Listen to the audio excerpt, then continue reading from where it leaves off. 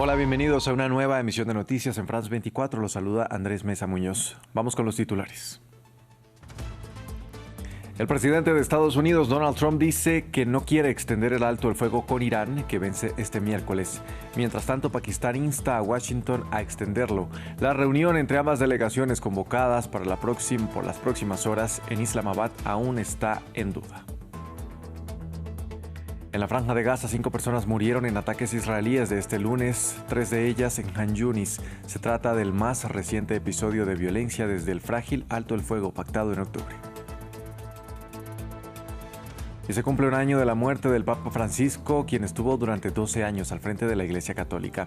De gira por África, el actual pontífice León XIV rindió un homenaje a su antecesor mientras se acerca también su primer año en el Vaticano. Tenemos reporte.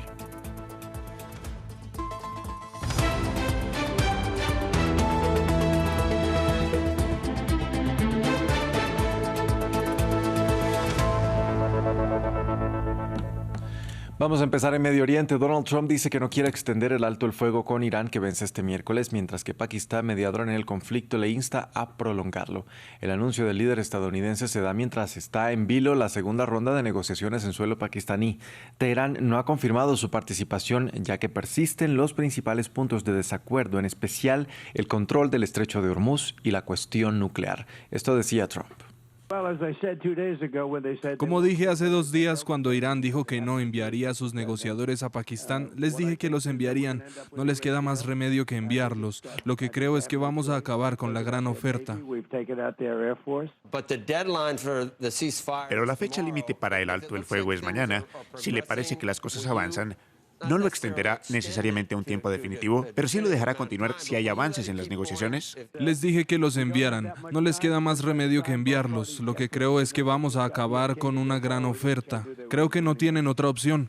Bueno, no quiero hacer eso. No tenemos mucho tiempo. Tienen que negociar. Irán puede situarse en una muy buena posición si llega a un acuerdo. Pueden volver a convertirse en una nación fuerte. El primer ministro de Líbano se encuentra en Francia, reunido con el presidente Emmanuel Macron. Se espera que el mandatario galo reafirme su compromiso de tregua alcanzada entre Israel y el gobierno libanés, mientras ambas partes se acusan de reiteradas violaciones a la tregua. Desde París, nuestra periodista Natalia Ruiz Giraldo con los detalles. Así es, una visita por ahora de la que el Elíseo no ha dicho exactamente cuál es el objetivo principal, más allá de que Francia quiere reiterar su apoyo al Líbano en sus esfuerzos por desarmar a la Hezbollah y también pues, por poder proteger su integridad territorial. Pero Francia hasta ahora pues tiene una posición en la que relativiza mucho esa línea amarilla que ha establecido el ejército israelí en el sur del Líbano, esa zona, esa línea que va desde la frontera con Siria hasta el Mediterráneo en el oeste del país. Por ahora han explicado lo que está haciendo Israel es una cuestión defensiva, proteger a sus poblaciones del norte del país y que esto debería y se espera sea algo temporal. Por ahora, para Francia lo más importante es lograr la estabilidad de esa situación y luego, después de las eventuales negociaciones, pues se vendría ya a hablar de territorios y por supuesto que esa porción de territorio del sur del Líbano le sea completamente devuelta a Israel para respetar su integridad territorial. Pero hay que tener en cuenta también que la posición de Israel es que quisiera que Francia no se haga en todo caso al margen de estas negociaciones, no quieren tener a Francia en medio de todo esto y sin embargo, nos decía un consejero del Elíseo esta mañana, Francia es de las pocas naciones, y eso lo sabe especialmente Estados Unidos, que pueden venir a dar un apoyo, a apoyar más las acciones del gobierno libanés y por eso Francia quiere venir a jugar allí también un papel importante. En todo caso, después de la reunión del presidente Macron con el primer ministro del Líbano, habrá declaraciones a la prensa, quizás ahí tengamos algunos puntos más que se hayan discutido, más teniendo en cuenta que este jueves en Washington habrá un inicio ya de negociaciones entre diplomáticos israelíes y libaneses. Pasamos a noticias de la Franja de Gaza. Al menos 5 personas murieron tras nuevos ataques separados de Israel este lunes. 3 de ellas en una ofensiva aérea en la ciudad de Han Yunis. otra en Ciudad de Gaza, donde varias personas resultaron heridas, y una última en el campamento de Bureij, zona central del enclave. En otro incidente, paramédicos informaron que una mujer fue alcanzada por una bala disparada desde lanchas de la Armada israelí frente a la costa de Beit Lahia, en el norte del territorio palestino. Estos son los más recientes episodios de violencia en el marco de un frágil alto el fuego que se firmó en octubre. Mi hijo y su prometida estaban de compras, estaban felices, estaban preparando su boda, que era el jueves. Él estaba en la carretera cuando se convirtió en objetivo. Es una zona muy segura, está llena de residentes.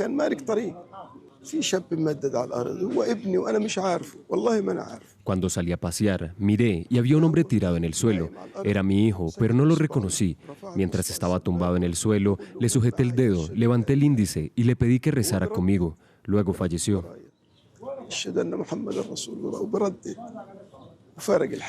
Los ministros de Asuntos Exteriores de la Unión Europea se reúnen en Luxemburgo. Entre los principales asuntos está la posibilidad de avanzar en un préstamo de 90.000 millones de euros a Ucrania, algo que, según la jefa de la diplomacia europea, Kaja Kallas, tendría una respuesta positiva en las próximas 24 horas. En la agenda también está la preparación de medidas por un posible problema energético debido a la guerra en Irán, y a pedido de países como España se esperaba la suspensión de los acuerdos de asociación con Israel, pero de acuerdo con Kallas, no hubo suficiente apoyo entre los Estados miembros. Pasamos ahora a Roma. Hoy se cumple el primer aniversario de la muerte del Papa Francisco, quien falleció a causa de un derrame cerebral tras varios episodios que complicaron su salud durante meses anteriores. Nuestra corresponsal Irene Savio nos envió el reporte sobre los homenajes que preparó la Iglesia Católica. Sí, así es, primer año de la muerte del Papa argentino, y la verdad es que hay celebraciones organizadas en todo el mundo, pero también aquí en Roma la ciudad se ha volcado en esta celebración. El evento más importante será una misa aquí en la Basílica de Santa María la Mayor, que pueden ver a mis espaldas, y que es donde también Francisco está enterrado y donde, como hemos podido ver esta mañana, todavía hay largas colas para visitar su tumba. Dicho esto, también el Papa León XIV ha querido recordar este aniversario. El Papa ha dicho que ha pedido recoger el legado de Francisco. Sus palabras, sus gestos permanecerán siempre en nuestros corazones, ha dicho el Papa estadounidense, que también ha recordado cómo Francisco promovía con alegría el Evangelio y también cómo defendía la fraternidad entre pueblos. Por tanto, sí, diversas celebraciones en distintas partes del mundo por parte de creyentes y no creyentes, también líderes políticos, para este Papa renovador y que sin duda ha marcado a la Iglesia Católica. El primer ministro entrante de Hungría, Péter Magyar, declaró que el país ejecutará las órdenes de la Corte Penal Internacional contra cualquier persona, lo que resulta peculiar, ya que días atrás un comunicado israelí mencionó que Magyar había invitado a Budapest al líder israelí Benjamin Netanyahu con orden de captura del alto tribunal. El líder saliente de Hungría, Viktor Orbán, anunció el año pasado que su país se retiraría de la CPI tras reunirse con Netanyahu. La retirada debía entrar en vigor el 2 de junio de este año, pero la semana pasada Magyar dejó claro que quiere que Hungría revierta esa decisión. Si un país es miembro de la Corte Penal Internacional y una persona buscada entra en nuestro territorio, entonces debe ser detenida. Supongo que todos los jefes de Estado y de gobierno conocen estas leyes. La firme intención del gobierno de mi partido es asegurar que Hungría siga siendo miembro de la Corte Penal Internacional. Lo he dejado claro al primer ministro israelí. No vamos a retractarnos de nuestra decisión. La presidenta de México, Claudia Sheinbaum, expresó su solidaridad con las víctimas del tiroteo que dejó una turista canadiense muerta y otras 13 personas heridas en el popular lugar turístico de Teotihuacán. El agresor murió posteriormente a causa de una herida de bala autoinfligida. Este será uno de los escenarios de un espectáculo nocturno durante el Mundial de Fútbol, y las autoridades mexicanas están reforzando la seguridad de cara al torneo. Ampliamos a continuación. Es uno de los lugares turísticos más famosos de México, ahora manchado de sangre. Tiene un balazo en la parte de la mano. Ajá. Un tiroteo ocurrido el lunes dejó al menos 2 muertos, el agresor y una turista canadiense. La presidenta de México, Claudia Sheinbaum, ha ordenado una investigación sobre el ataque. Lo ocurrido hoy en Teotihuacán nos duele profundamente. Expreso mi más sincera solidaridad con las personas afectadas y sus familias. Estamos en contacto con la Embajada de Canadá. He instruido al Gabinete de Seguridad a investigar a fondo estos hechos y brindar todos los apoyos. Según un comunicado del Consejo Federal de Seguridad, se ha encontrado un cuchillo, además de un arma de fuego y munición en el sitio.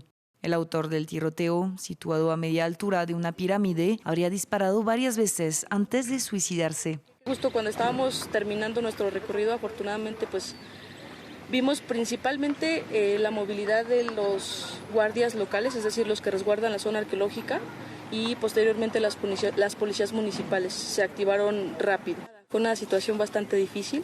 Creo que Teotihuacán, al ser una de las zonas más visitadas de México, nos va a afectar directamente al turismo, a la economía de los municipios que nos dedicamos a esto. El tiroteo se produce semanas antes de que México se prepare para coorganizar la Copa del Mundo de Fútbol junto a Estados Unidos y Canadá, y con 5 millones de visitantes esperados durante la competición.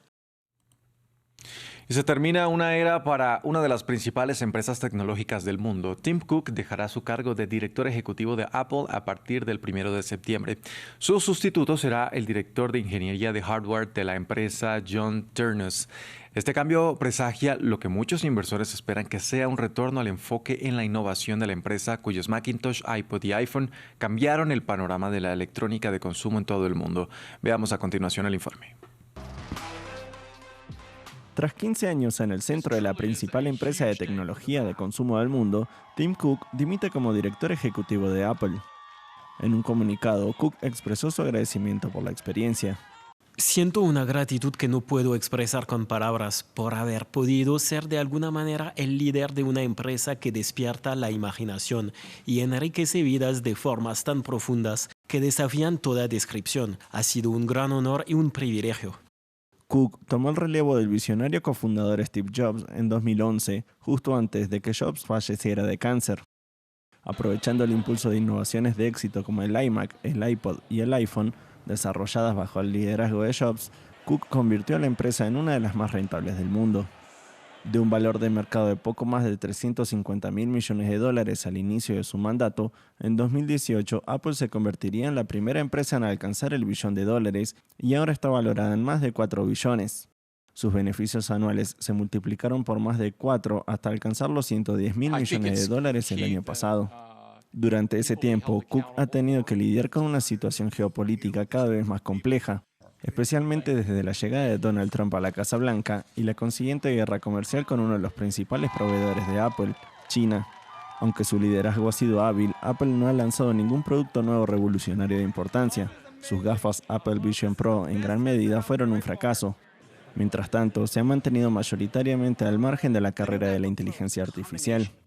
Muchos esperan que el sucesor de Cook impulse a la empresa hacia nuevos territorios. Como ingeniero de hardware con 25 años en la empresa, John Ternus tiene la experiencia necesaria para hacerlo y unos zapatos muy grandes que llenar. Hasta aquí este informativo en France 24. Gracias por acompañarnos. Recuerden que también pueden visitar nuestra página web www.france24.com para seguir con la actualización de nuestras noticias. Quédense con nosotros que en minutos regresamos con más información.